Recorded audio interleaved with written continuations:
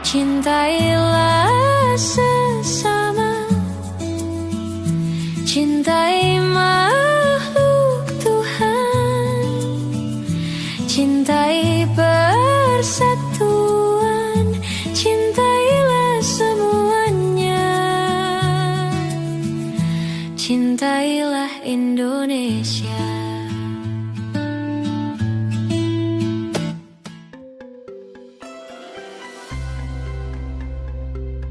Demi keagungan semesta, selamat datang di kanal seri Kejeniusan Nusantara. Video ini hadir untuk berbagi kecerdasan mengenai di atas bendera sastra revolusioner. Apa obat yang lebih manjur dari ideologi bagi negara yang lalai? Apa jamu bagi negeri paria di semesta ini? Apa herbal untuk bangsa yang panen KKN dan neokolonialisme? Jawaban saya tegas, sastra. Tentu, bukan sastra hari ini yang melayang menuju dunia utopia, dunia ilusi, rangkaian ketikan yang tak lagi berpijak pada bumi, tak lahir dari tanah, tak tercium oleh udara, dan tak terbakar api Indonesia. Melainkan, sastra yang revolusioner, yang menghentak dan menggugat realitas yang tak layak. Sebab di negeri yang miskin, kita kekurangan ide, kita defisit kapasitas, tak punya solusi, justru menjadi pencipta masalah. Maka, yang dibagikan hanyalah sembako, yang diributkan hanyalah kaos, yang dipertontonkan cuma utang, dan yang dibanggakan, bangun badan, bukan bangun jiwa. Sastralah yang mengetikkan kata-kata, dan mengangkat problema. Sastralah yang membentuk harapan, impian, cita-cita, dan keidealan. Maka, sajak-sajak mulai terdengar lantang. Puisi-puisi mulai tumbuh dan bergelora. Novel-novel menawarkan dunia alternatif. Lagu-lagu menggiring kesadaran. Semua itu mungkin terdengar sepele, namun dampaknya luar biasa besar.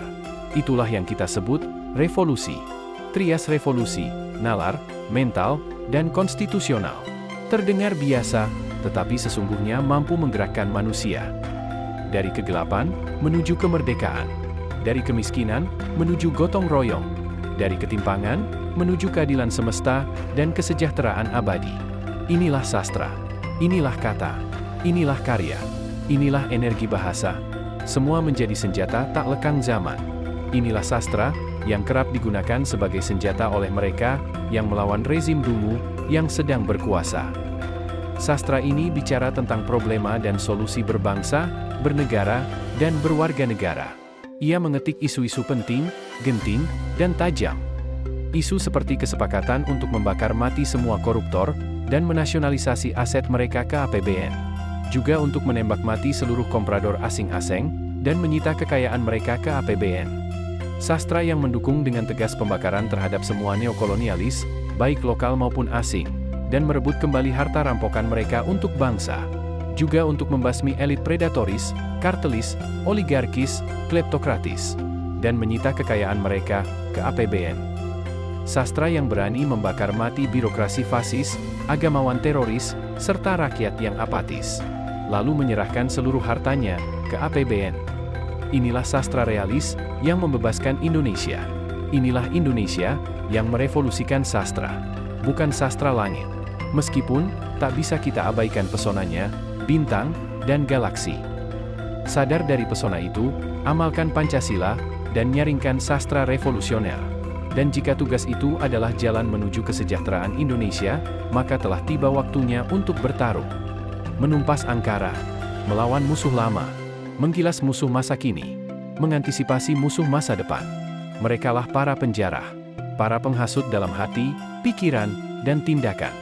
Kesadaran ini penting, karena sejak sastra revolusioner tak lagi berkuasa, buku tak dibaca, pengetahuan tak dibeli, hikmah tak diwariskan. Sejak sastra tak lagi menjadi bendera revolusi, semuanya berhenti dan mati. Lalu segalanya musnah dalam dua kata, pencitraan dan blusukan. Engkaulah kini satu-satunya sastra yang kita butuhkan untuk hidup bermartabat dan terus melawan demi bumi, rumah, dan masa depan kedaulatan. Sastra yang bisa membangkitkan kembali gairah jiwa kita. Samudra kita yang sempat mati, kini hidup kembali untuk semiliar waktu. Pada W.R. Supratman, Hairil Anwar, Pramudia Anantatur, Rendra, Hamka, dan Wiji Tukul, kita bisa belajar. Sastra mereka membuat bulan kita kembali berarti. Setelah sekian triliun waktu membatu, matahari kita yang sempat menghilang, seakan ditelan takdir, kembali bersinar dengan ikhlas. Sastra yang dulu menjadikan Pancasila dan Indonesia tinggal sisa, tinggal onggokan, kini membangkitkan kembali semangatnya. Sastra revolusioner adalah obat dan jawabannya. Di atas bendera sastra revolusioner, oleh Yudhye Haryono. Sampai jumpa di episode seri Kejeniusan Nusantara berikutnya. Salam Indonesia. Cintailah sesama, cintai makhluk Tuhan, cintai persatuan, cintailah semuanya, cintailah Indonesia.